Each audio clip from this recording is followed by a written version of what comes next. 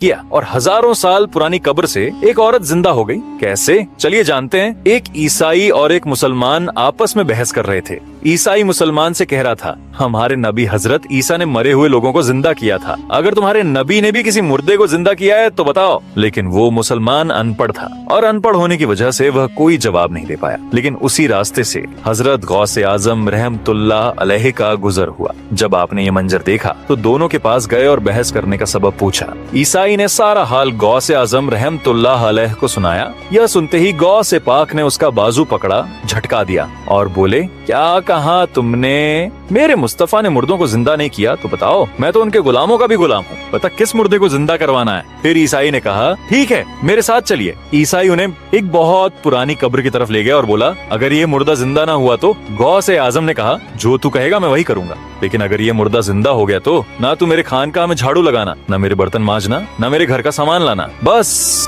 मेरे प्यारे नबी का कलमा पढ़ लेना। इस पर ईसाई बोला, ये कब्र तो हमारे दादा ने भी नहीं देखी थी, पता नहीं इसमें कौन दफन है। अगर सच में इस कब्र का मुर्दा जिंदा हो गया तो मैं कलमा पढ़ लूंगा। फिर गौसे आजम उस कब्र के सिरहाने खड़े हो गए, दुआ करने लगे, हैं मेरे मौला, मेरे लिए नहीं तेरे रसूल के लिए। फिर कहा, कुंबीजनिल्लाह। इतना कहना था कि कब्र फटने लगी और उसे हल्की हल्की रोशनी आने लगी। फिर एक औरत कलमा पढ़ती हुई कब्र से जिंदा होकर खड़ी हो गई और कहने लगी, मैं बनी इजराइल की थी, ए अब्दुल कादिर मैं तेरे कुर्बान जाऊं, आपने मुझे उठाया तो अल्लाह ने मुझे मुस्तफा का कलमा पढ़ने की तौफीक दे दी, तेरी क्या बात है। अब वो ईसाई गौसे आजम के कदमों में गिर गया और कहने लगा, हुजूर मैं कलमा पढ़ना चाहता हूँ, मैं हजरत मोहम्मद का गुलाम बनना चाहता हूँ। ईसाई ने कलमा पढ़ा और मुसलमान हो गया। सुभान अल्लाह। दोस्तों, अगर आप भी गौसे आजम के सच्चे दीवाने हैं और ये वाकया आपके दिलों को छू गई तो दिल से लिखिए।